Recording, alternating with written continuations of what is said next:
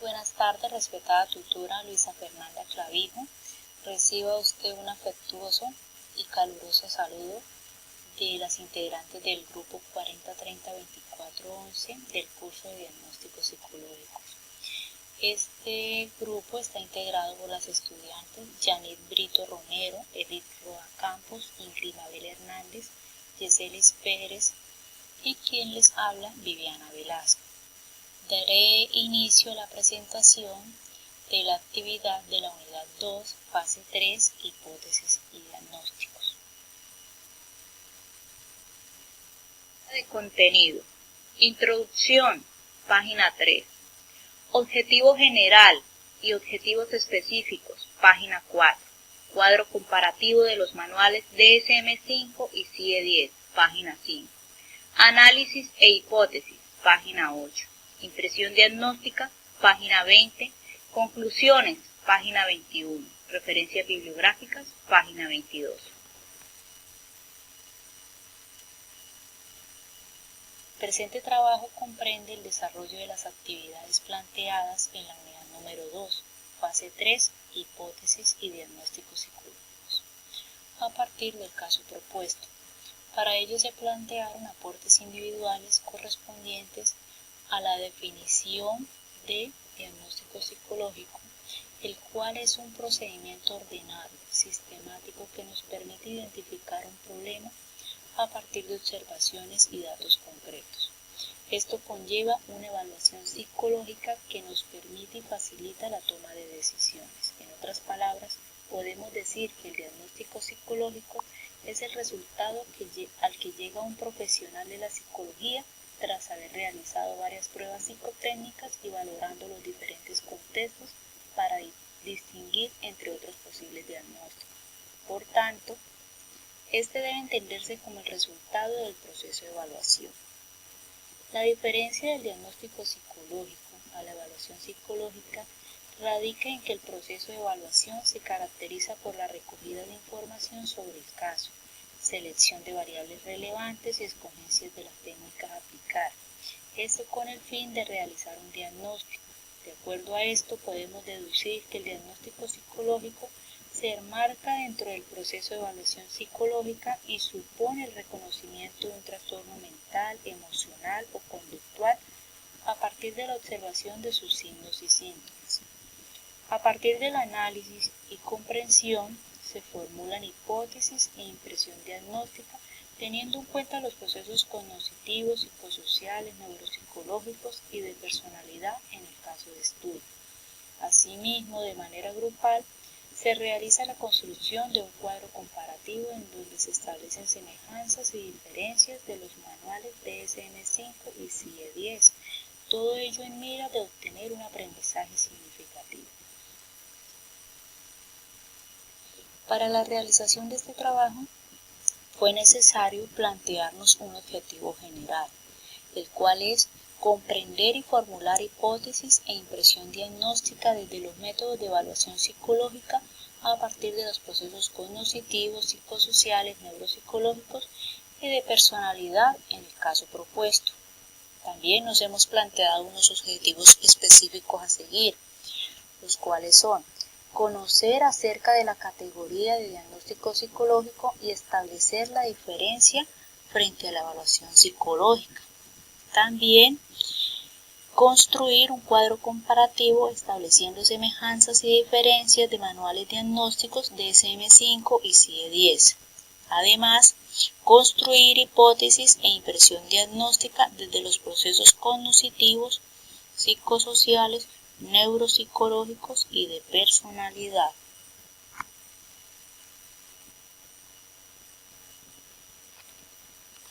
Cordial saludo, tutora. En referencia a la tabla del cuadro comparativo en el cual realizamos un análisis de las características, semejanzas, diferencias entre los dos manuales, el DSM-5 y el CIE-10. Dentro de las diferencias tenemos el manual DSM-5, es la quinta versión del diagnóstico y estadístico de los trastornos mentales de la Asociación Americana de Psiquiatría, American Psychiatry Association, elaborado por APA, Contiene descripciones, síntomas y otros criterios para diagnosticar trastornos mentales. Los trastornos se organizan en 21 categorías diagnósticas y un apartado para otras perturbaciones que pueden ser foco de atención clínica. Mientras el CIE-10 es la 10ª versión de clasificación internacional de las enfermedades y trastornos relacionados con la salud mental. Es elaborado por la Organización Mundial de la Salud. Es un sistema de clasificación de enfermedades e inconvenientes relacionados con la salud. Está formado por 22 capítulos, de los que el 5º es el destinado a enfermedades mentales y del comportamiento. Se le asigna la letra F. Otra diferencia es que el manual diagnóstico de trastornos mentales es la nueva versión del DMS-5. Los trastornos se enmarcan en cuanto a la edad, sexo y características del desarrollo del paciente, mientras el CIE-10 se basa en el diagnóstico clínicos, mentales y no mentales, por medio del sistema multiaxial. Otra diferencia. Cambiando el sistema multiaxial se pasa de 5 ejes a 3 ejes. De esta manera se acerca así al CIE-10. Como primer eje tenemos trastornos mentales de personalidad, retraso mental y enfermedades médicas. En eje 2 tenemos que se recoge una medida de afección. En eje 3 tenemos que recoge otras condiciones que pueden ser objeto de atención médica. En cambio, el CIE-10 está formado por 3 ejes. El eje 1, diagnósticos clínicos, y dentro de este se incluye todos los trastornos. El eje 2, discapacidades, y el eje 3, factores contextuales.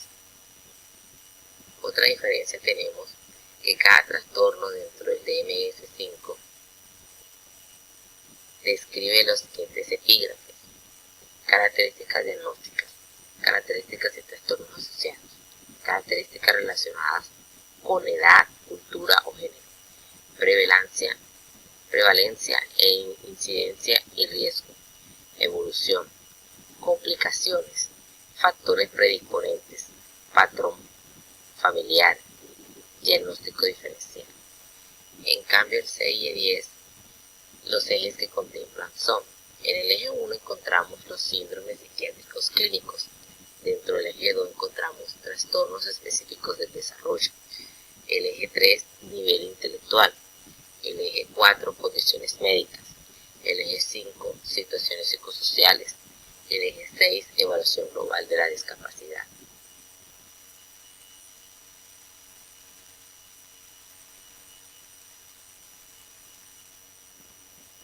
Dentro de los objetivos tenemos ofrecer descripciones claras de las categorías diagnósticas para facilitar a los clínicos e investigadores el diagnóstico, la comunicación, el estudio y atención a las personas con diversos trastornos mentales. En cambio, dentro del CIE-10, el objetivo es permitir el registro sistemático, el análisis, la interpretación y la comparación de datos de mortalidad y morbilidad recolectados en diferentes países o áreas y en diferentes épocas. Mientras que el DMS-5 tiene única versión diagnóstica, el CIE-10 tiene varias versiones diagnósticas. Mientras que el DMS-5 contiene una clasificación de los trastornos mentales y proporciona descripciones claras de las categorías diagnósticas, el CIE-10 realiza una clasificación y codificación de las enfermedades, signos, síntomas, hallazgos anormales, denuncias, circunstancias sociales y causas externas de daños y enfermedades. El DMS-5 es un manual diagnóstico de trastornos mentales, mientras que el CIE-10 es diagnósticos clínicos mentales y no mentales. El DMS-5 organiza la presentación de los síntomas, el cómo se desarrolla en sí, eso lo hace el DMS-5, mientras que el CIE-10 determina la presencia de conductas anormales, lo que la persona hace o dice o determinados síntomas de malestar. El DMS-5 propone una descripción del funcionamiento actual del paciente a través de 5 ejes con el objeto de contar con un panorama general de diferentes ámbitos de funcionamiento. Dentro de estos ámbitos tenemos en el eje 1 que se describen los trastornos psiquiátricos principales o sintomatología presente. Ejemplo, un trastorno depresivo, una demencia, dependencia de sustancias, esquizofrenia, entre otros. El eje 2 se especifica si hay algún trastorno de personalidad de base, algún trastorno de desarrollo o retraso mental. Dentro del eje 3 se especifican afecciones médicas que presenta el paciente. El eje 4 se describen tensiones psicosociales y ambientales en la vida del paciente que contribuyen de manera significativa al desarrollo o a intervención del problema actual, por ejemplo, desempleo, problemas conyugales. El eje 5 se evalúa el funcionamiento global del paciente de manera psicológica, social y ocupacional, facilita el diseño del plan terapéutico y ayuda a evaluar los resultados. Mientras el 6 y 10 tiene las siguientes características dentro de los 3 ejes que él maneja. Entonces, dentro del eje 1 encontramos que los diagnósticos clínicos se engloba toda la patología, la psiquiatría médica en general y de la personalidad. No hace distinción entre psiquiatría con el resto de la medicina y la asistencia psiquiátrica con el resto de la asistencia sanitaria. El eje 2, discapacitación social, valora 4 áreas de funcionamiento social: personal, familiar, laboral. Hay una relación inversa entre la discapacitación y la calidad de vida. El eje 3, factores ambientales y relativos al estilo de vida que hacen referencia a la enfermedad. Abarca tanto circunstancias del pasado como del momento actual. A diferencia del DSM-5, tenemos que el 6-10 no codifica el grado de estrés. Es un eje de mucha importancia para la salud pública que permite identificar circunstancias que son susceptibles de programas de prevención primaria, secundaria o terciaria.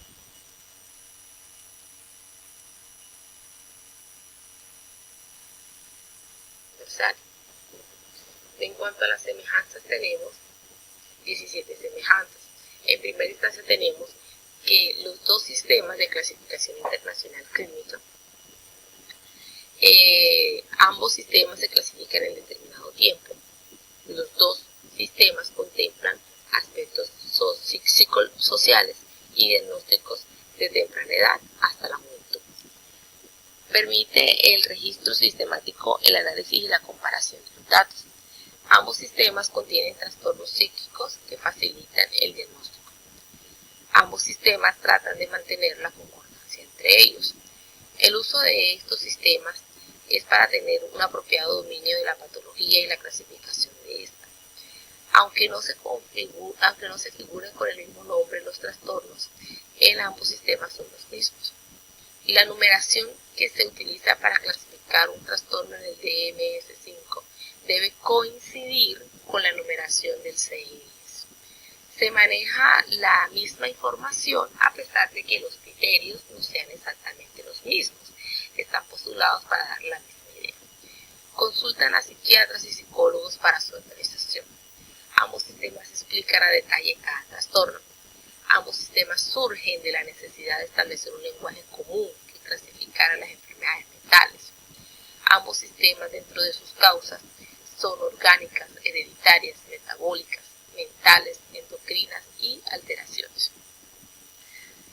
Dentro de los sistemas, su objetivo es facilitar a los clínicos e investigadores el diagnóstico, la comunicación, el estudio y la atención a las personas con diversos trastornos mentales.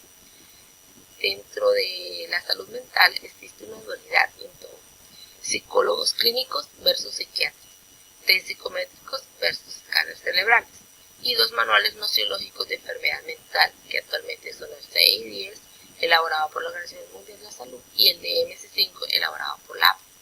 Los psicólogos clínicos utilizan más el primero y los psiquiatras el segundo. La primera versión, al igual que el 6 y 10, surge de la necesidad de confeccionar mencionar una clasificación de trastornos mentales consensuada debido al escaso acuerdo tanto en qué contenidos debería incluir y el método de conformación por parte de los psiquiatras y psicólogos. Muchas gracias por su atención.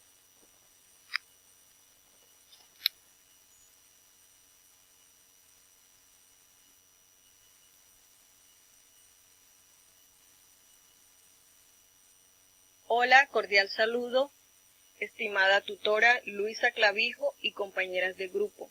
Mi nombre es Yanit Brito Romero. A continuación expongo análisis del caso. Datos generales. Nombre del paciente AA. Edad 7 años. Sexo femenino. Fecha de nacimiento 12 de octubre del 2000. Escolaridad segundo de primaria.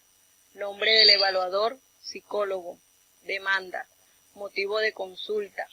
Madre de la niña AA manifiesta que la niña no se relaciona con los demás, nos está perjudicando, la orientadora no las quiere sacar. La niña AA permanece callada y escribe una nota que dice, no sé por qué mi mamá me trajo. Objetivos sobre el caso. Analizar el rol de la familia en cuanto a la estimulación temprana del lenguaje como primer núcleo con el que establece relaciones sociales. Identificar la problemática por la cual presenta la dificultad para relacionarse la niña AA. Analizar el rol de la escuela. Identificar los pensamientos desadaptativos. Investigar las capacidades de comunicación que posee la niña. Aplicar las herramientas de evaluación que permitan identificar las características y comportamiento que presenta. Técnicas de evaluación, observación y entrevista. A continuación expongo supuestos de cuantificación. Teniendo en cuenta el caso estudio de la niña AA, podemos identificar las siguientes hipótesis.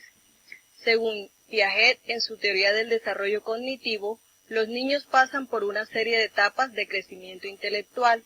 Los individuos se adaptan constantemente al medio ambiente, mientras que asimilan nueva información y adquieren nuevos aprendizajes.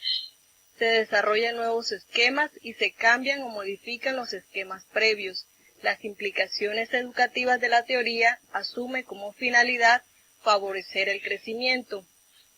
Teniendo en cuenta esta teoría, podemos inferir que la niña AA presenta desequilibrio en sus esquemas de asimilación y acomodación, pues están presentes en todo proceso evolutivo, como a través de los procesos de adaptación, acomodación y equilibrio, construimos, cambiamos y aumentamos nuestros esquemas, los cuales nos proporcionan un marco para nuestra comprensión del mundo que nos rodea. Historia y descripción del problema. Posibles causas. Aproximadamente desde los 2 años y medio o 3 años de edad, cuando la niña ingresó al jardín a la etapa de párvulos, presentó enuresis y conductas autolesivas, cuando tenía dificultades para hacer las tareas asignadas en el colegio, y en una ocasión presentó una marca en su mano de un mordisco que le hizo un compañero. Función de asimilación y acomodación. La función de adaptación en los sistemas psicológicos y fisiológicos opera a través de 2 procesos complementarios, asimilación y acomodación. La asimilación se refiere al modo en que un organismo se enfrenta a un estímulo del entorno en términos de organización actual, mientras que la acomodación implica una modificación de la organización actual en respuesta a las demandas del medio.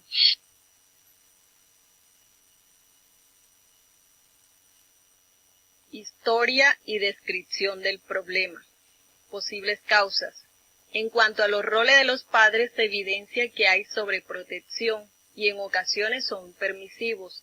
Estas conductas no permiten que la niña AA desarrolle sus actividades acorde a la edad. No hay un estímulo que incentive a que ella realice sus actividades por sí sola, ejemplo como bañarse. Equilibrio, asimilación y acomodación. A través de la asimilación y la acomodación vamos reestructurando cognitivamente nuestro aprendizaje a lo largo del desarrollo, A esto le llamamos reestructuración cognitiva. Cuando el equilibrio entre estos esquemas se rompe, ocurre el conflicto cognitivo. Entonces busca el equilibrio y busca respuestas. En este caso, la niña AA busca tener un equilibrio y se aferra a su familia. Los esquemas preexistentes pueden alterar las acciones de los individuos que interpretan dichas situaciones incorrectamente. Ella mantiene ciertos pensamientos negativos sobre interactuar con personas diferentes a su entorno familiar.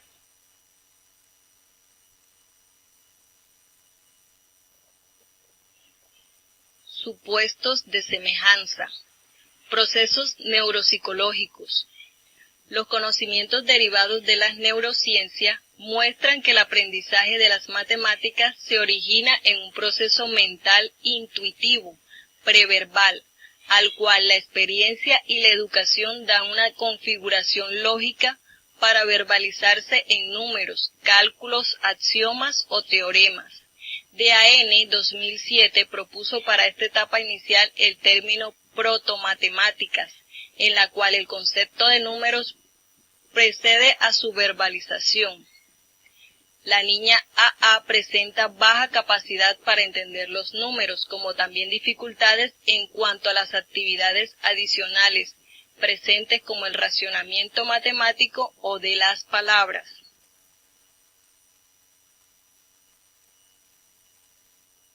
Historia y descripción del problema. Cuestionario de docentes. La docente refiere que la niña trabaja individualmente con ayuda de alguien, es lenta para escribir y no maneja la lógica matemática. En la casilla relacionada con vocabulario no marca X, escribe ninguno de los tres. También registra que la niña se asusta ante el trabajo intelectual. Las asignaturas que le desagradan son matemáticas y sociales. Refiere también que la niña comprende con dificultad, manifiesta cansancio en actividades mentales, asimila con lentitud las explicaciones y se distrae con facilidad todo el tiempo. Claro está, no en todas las asignaturas, ya que su preferida es informática.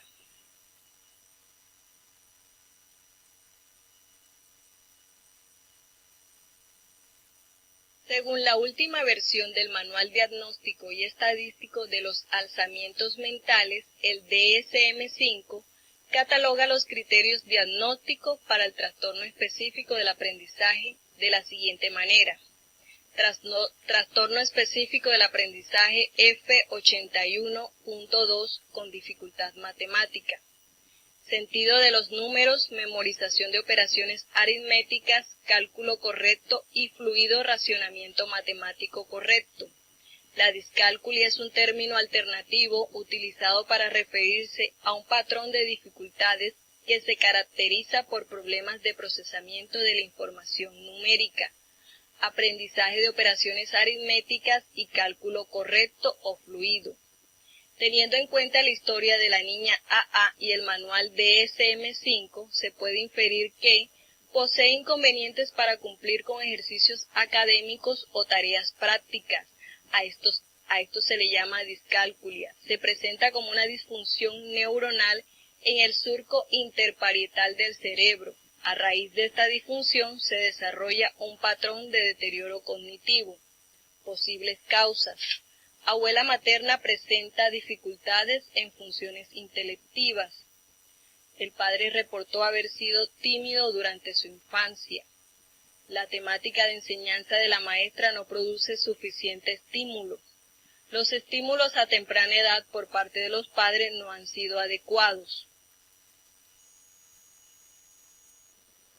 Cordial saludo, tutora. Le habla Ingrid Hernández. Supuestos de asociación predictiva, procesos de personalidad. Es presentado por Carl Jung, la personalidad introvertida. Según Carl Jung, las personas introvertidas son las que prefieren replegarse en sí mismas y centrar su atención y sus esfuerzos a explorar su propia vida mental, ya sea fantaseando, creando ficciones, reflexionando sobre temas abstractos Estas personas prefieren estar solas que en compañía de gente desconocida, pero exactamente por su timidez, entendida como una cierta inseguridad y una alta preocupación por lo que los demás piensen, sino como consecuencia de lo que les hace ser personas introvertidas, es decir, la necesidad de interesarse por esas personas, mantener un cierto grado de alerta por lo que puedan hacer, buscar temas de conversación, entre otros. Entonces, dentro del caso se analiza que la niña AA no se relaciona con pares, no hay comunicación verbal con sus compañeros ni docentes en el colegio, por lo que se puede deducir que la niña AA posee una personalidad introvertida, lo que hace que no se interese en interactuar con otras personas diferentes a su entorno familiar. Su madre manifiesta que la niña actualmente a las únicas personas a quienes habla es con sus padres, abuela materna, quien presenta dificultades en funciones intelectivas, y a su hermano mayor, quien tiene 17 años. Y cuando se le pregunta por qué no habla, ella evade la pregunta o dice que le da nervios. Posibles causas: poca participación de la familia en eventos sociales que permitan la estimulación desde el proceso de enseñanza-aprendizaje en su desarrollo como un ser social. Se evidencia que la niña AA dedica mayor tiempo a la televisión y el computador, por lo que hay poco tiempo para interactuar con otras personas. Como tercero se encuentra que la sobreprotección por parte de los padres y los cuidadores de la niña. Punto D. Supuestos de relación funcional o explicativa, procesos psicosociales. Según la teoría de aprendizaje social de Ruther, este autor considera que el patrón de conducta que empleamos habitualmente es un elemento derivado del aprendizaje y la interacción social. Considera al ser humano un elemento activo, un ser social. Según el autor, procedemos en base a la existencia de necesidades y de la visualización y valoración tanto de estas como de las posibles conductas que hemos aprendido a llevar a cabo. De acuerdo con la teoría de aprendizaje de Ruther, se puede relacionar que la niña AA presenta dificultad para interactuar con los demás, teniendo en cuenta que en su hogar no se establece como una conducta necesaria la interacción social con otros. Historia y descripción del problema. Su papá reporta que cuando alguien llega a la casa, ella inmediatamente se aparta o se inhibe, y si tiene que hablar lo dice en secreto. En ocasiones, cuando van en un bus o caminando por la calle, ella habla normalmente, pero si se da cuenta que alguien le está prestando atención, se queda callada. También se indica que cuando alguno de sus padres la presionan para que ella hable, inmediatamente manifiesta respuestas de ansiedad evidenciadas tanto en consulta como en su reporte por la mamá. Posibles causas. Primero, estilo de crianza. Se logra observar una sobreprotección en el núcleo familiar, padre, madre, hermana, sobre la menor. Segundo, la cultura y los estilos de vida de su familia posiblemente no permite interacciones con otras personas. Tercero, en cuanto al ámbito escolar, posiblemente puede estar siendo estigmatizada, ya que luego de 6 sesiones con terapias y psicólogos, le indiquen a la madre que lo mejor sea que busque otro colegio, un colegio especial. Cuarto, conducta inadecuada que los padres adoptaron para que AA se comunique con los demás tratando de funcionar como interlocutores. Es decir, entre ellos hablan en secreto de lo que quiere decir o pedir, adivinar lo que quiere comunicar, susurrar al oído a los padres lo que necesita.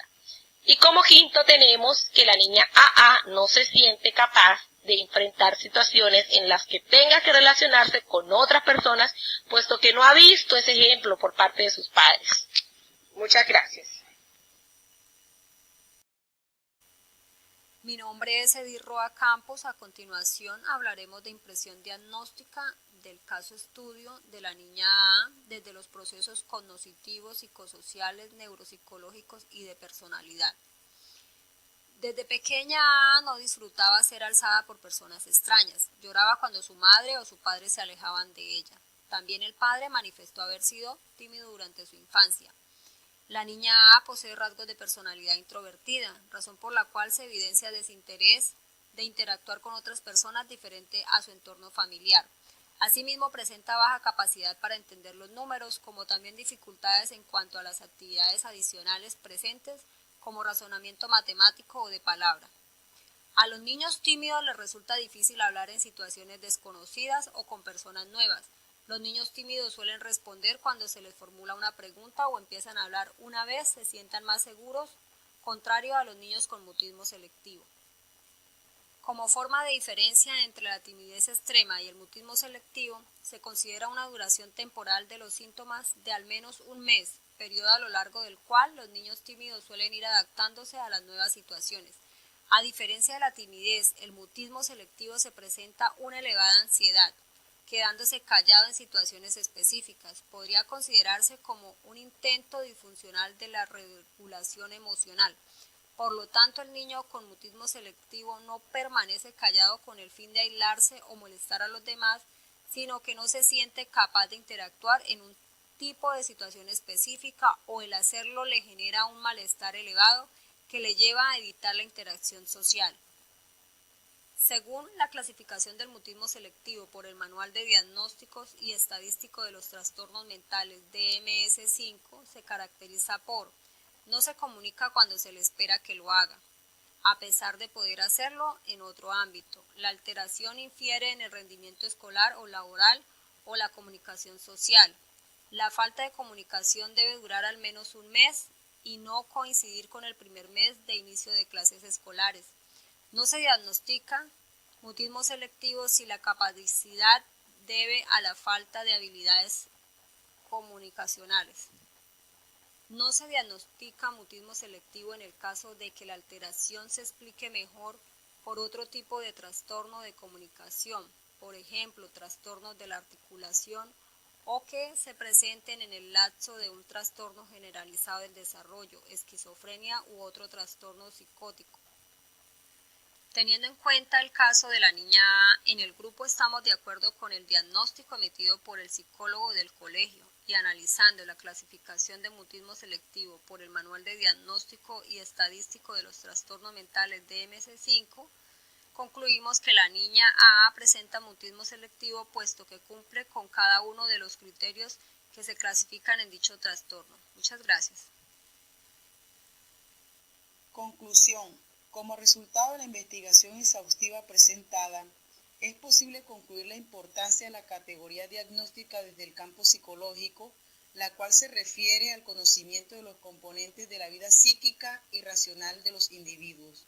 Nos permitió comprender la trascendencia de la formulación de hipótesis de la teoría del caso mediante la observación y deducción de enunciados verificables, analizando la información obtenida a la luz de los conocimientos generales específicos de la psicología. Comprender el uso de los manuales diagnósticos, el cual nos permitió analizar la información acerca de los trastornos psicológicos definidos en cada manual a partir de unos criterios específicos detallando las diferencias y semejanzas en cada uno. Por otro lado, indagar cada manual nos permitió examinar para qué sirve y denominar la dificultad de problemas que presenta cada individuo, valorar la funcionalidad del individuo, indagar sobre el pronóstico establecido en el sujeto y llevar a cabo investigaciones en individuos que han sido agrupados con el mismo trastorno.